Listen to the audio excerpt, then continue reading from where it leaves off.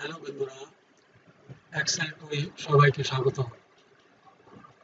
আজকে আমি নিয়ে আসছি কমপ্লেক্স সাম, অর্থাৎ জটিল অঙ্কগুলোকে কিভাবে সাম করা যায়, এক ক্লিকে সাম করা যায়, আর কিছু সামের বিররকে কিভাবে সলভ করা যায় তা নিয়ে আজকে আলোচনা করব। আমার সামনে যে ডাটাটি আছে, এই ডাটার যদি আমরা সাম করি অর্থাৎ যোগ করি, তাহলে আমরা সাধারণ নিয়মে সাম করি। Equal to sum first bracket D প্রথম সেল, তারপর ড্রাগ করে ডি একবার সার্চ সেল, তারপরে ব্র্যাকেট ক্লোজ, এন্টার। সাধারণত এই নিয়মে আমরা সাম করি, অথবা কার্সর যদি এই ডি কলামের বেসিক স্যালারিটা আমরা যদি সাম করি, তাহলে ডি কলামের ৪৩ নম্বর সেলে কার্সর রেখে অটো সাম ক্লিক করে ডাবল ক্লিক করলেই আমরা সাম করতে পারি বা করে থাকি।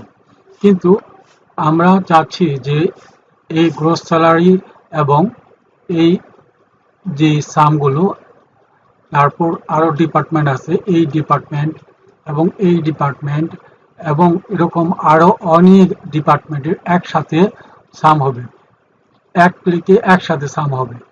তাহলে আমাদের অনেক সময় বেঁচে যাবে। অর্থাৎ যেই কাজ আমাদের 1 ঘন্টা বা 1.5 ঘন্টা বা 2 ঘন্টা লাগবে, যদি আমাদের ডাটাটা অনেক বড় হয়, সেই ক্ষেত্রে আমাদের যেই সময় লাগবে আমরা আমরা এই দেখানো ফাংশনের মাধ্যমে অল্প সময়ে কিছুক্ষণের মাধ্যমে অর্থাৎ একটা ক্লিকের মাধ্যমে আমরা একসাথে সাম করতে পারবো। তাহলে এর জন্য আমাদের প্রথমে পুরো ডাটা সেলকে, ডাটা কলামকে অর্থাৎ ডাটা রেঞ্জকে সিলেক্ট করতে হবে। সিলেক্ট করার পর আমরা কিবোর্ডের কন্ট্রোল প্রেস জি ক্লিক করব। ক্লিক করার পর যে ডায়লগ বক্স আসবে তার স্পেশাল বাটনে ক্লিক করব। ক্লিক করার পর আমরা ক্লিক করব ব্ল্যাঙ্ক। এই ব্ল্যাঙ্ক চেক বক্সে ক্লিক করে ওকে করব। ওকে করার পর আমাদের ব্ল্যাঙ্ক চেক বক্স সিলেক্ট হলো। এখন আমরা প্রেস করব অল্টার ইকুয়াল টু, প্রেস করলে আমাদের টোটাল আসবে। তাহলে একসাথে আমাদের এই alter plus equal to press করার সাথে সাথে আমাদের টোটাল পুরোপুরি একসাথে আমাদের পুরো শিটের সাম একসাথে হয়ে গেল। এই হচ্ছে কমপ্লেক্স সাম। এরপরে আমরা আরো কিছু ফাংশন দেখাবো। আমরা 2 নম্বর ফাংশন দেখাবো সামের।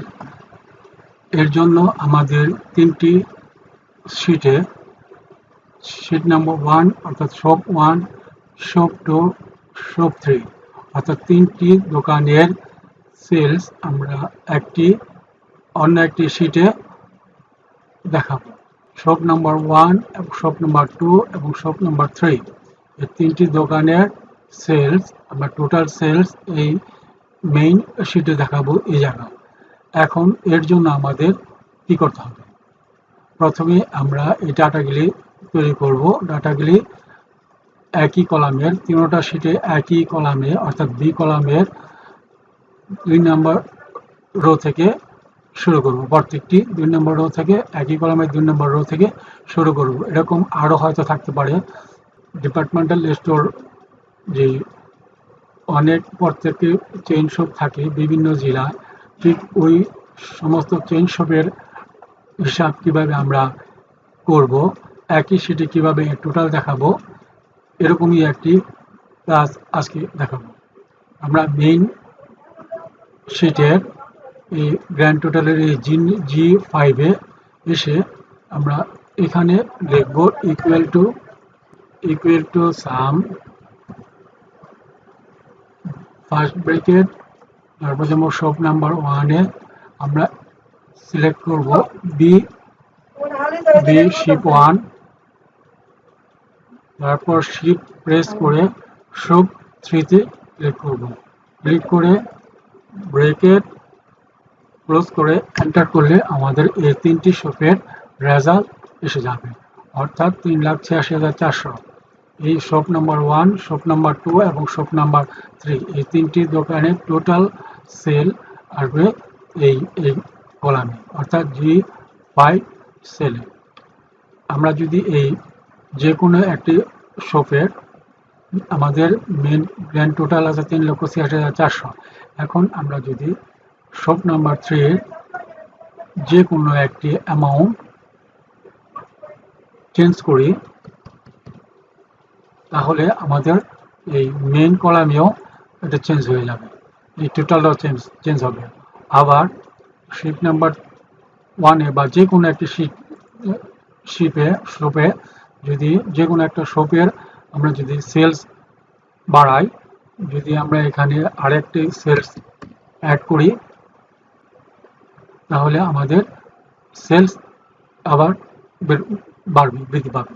আবার এই শপ নাম্বার 2-তে যদি আমরা সেলস বাড়াই 60,000 বা 6 লক্ষ টাকা যদি বাড়াই, তাহলে আমাদের সেলস বেড়ে যাবে, এটা কাউন্ট করে সেল বেড়ে যাবে জি।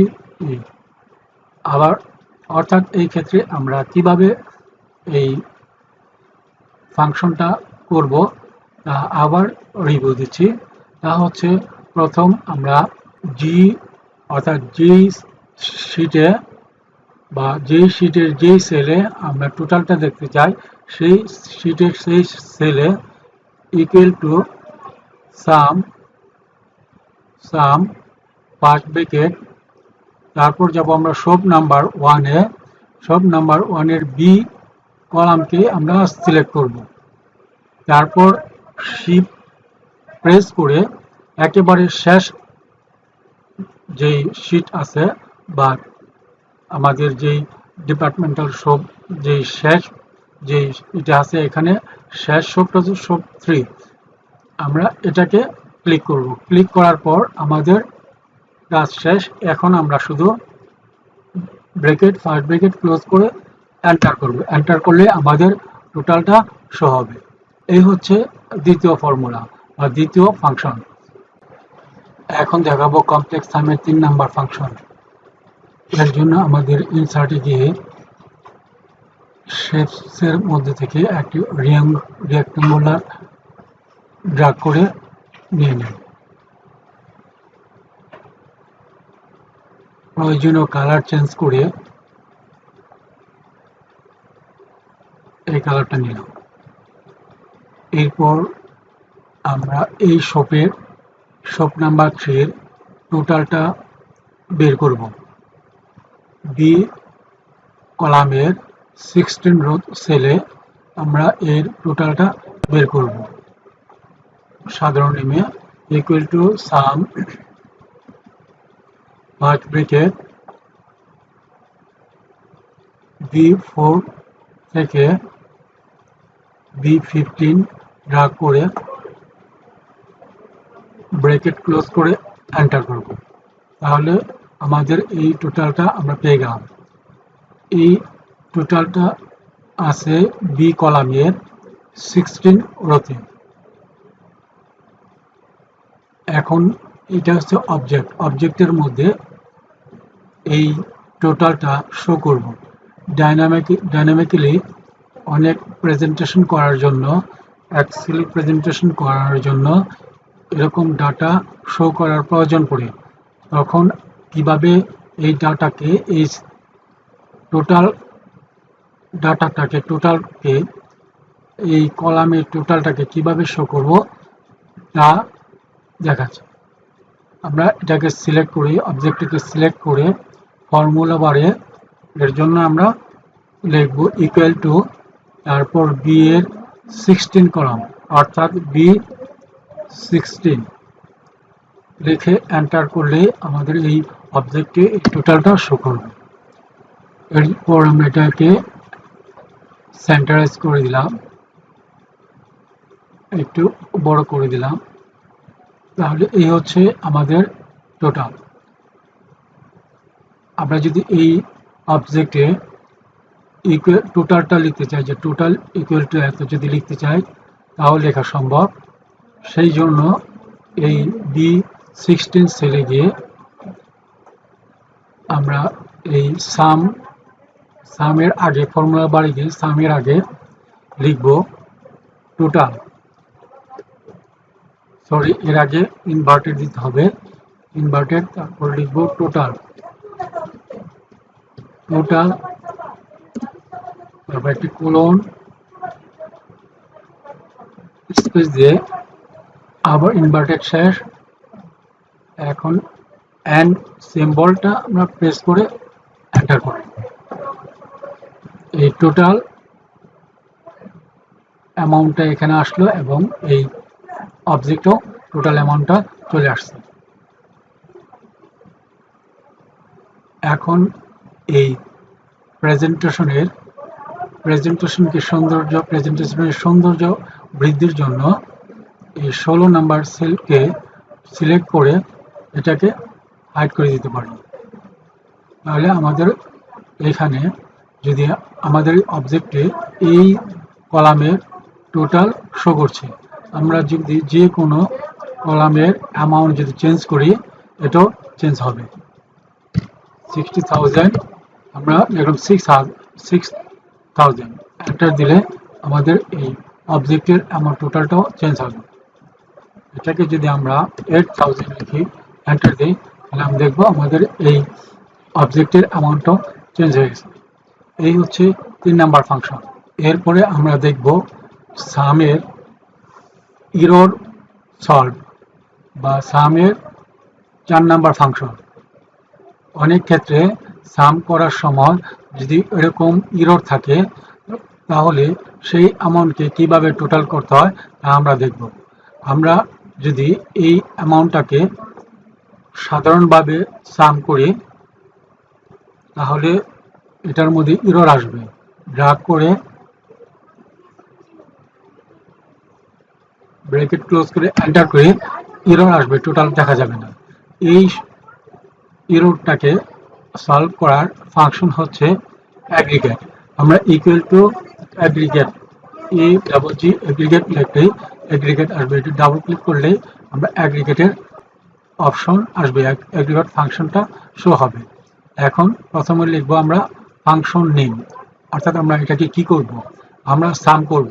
সাম হচ্ছে 9 নাম্বার, তাহলে আমরা লিখব 9, তারপর লিখব কমা, তারপর হচ্ছে আমরা কি করব, আমরা ignore hidden rose and error value, অর্থাৎ এটাকে আমরা ইগনোর করে দেবো, যেই ইররটা আছে এটাকে ইগনোর করে দেবো। তাহলে এটা আছে কোথায়, 7 নাম্বারে, আমরা 7 ইনপুট দেব, তারপর কমা, তারপর বলছে এরে, অর্থাৎ আমরা যেই কলামটার টোটাল বের করব এর রেঞ্জ আমরা সিলেক্ট করে জি এর গ্রোস স্যালারি, এখানে গ্রোস স্যালারি আমরা টোটাল করব।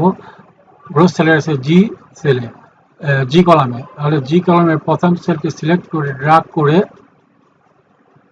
ব্র্যাকেট ক্লোজ করে এন্টার প্রেস করলে আমাদের টোটালটা শো হবে, টোটালটা হয়ে যাবে। এখন এর মধ্যে যে কোনো অ্যামাউন্ট যদি আমরা চেঞ্জ করি এটাও চেঞ্জ হবে। এই হচ্ছে ইরর সলভ বা সামের আরেকটি ফাংশন। ধন্যবাদ। সামের পঞ্চম ফাংশন দেখাবো। এর জন্য আমাদের এই ডাটা অনুযায়ী দেখাবো সামের পঞ্চম ফাংশন। এর জন্য আমাদেরকে এই ডাটাটাকে পুরো টোটাল রেঞ্জকে সিলেক্ট করে কন্ট্রোল কি প্রেস করতে হবে। কন্ট্রোল কি প্রেস করে মাই টেবিল হ্যাজ হেডার্স চেকবক্সে টিক দিয়ে ওকে করতে হবে। ওকে করলে আমাদের টেবিলটা সিলেক্ট হয়ে যাবে। এখন আমরা এখানে সূত্র লিখব, equal to sum first bracket, এটার রেঞ্জকে আমরা সিলেক্ট করব, E4 থেকে E15 সিলেক্ট করে ব্র্যাকেট ক্লোজ করে এন্টার করব। আমাদের টোটাল শো করবে, এই কলামের টোটাল আমাদের শো করবে। আমরা বোল্ড করে এখন আমরা যদি এর বৃদ্ধি করি, যদি কোনো সেল বৃদ্ধি করি, কোনো রো বৃদ্ধি করি, নতুন করে এন্ট্রি করি, তাহলে এখানে এই নতুন রো এর এন্ট্রিটাও এখানে এসে যোগ হবে। তার জন্য আমরা লিখলাম 0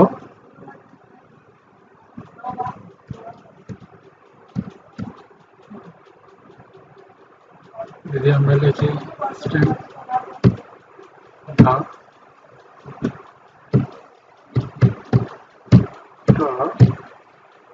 এখন এখানে আমরা যদি দেখি 32,000, দেখি আমরা আমাদের চেঞ্জ হয়ে গেছে। আবার আমরা দেখি যে এর আগে লেখা আছে, এর আগে আমাদের এটা দেওয়া আছে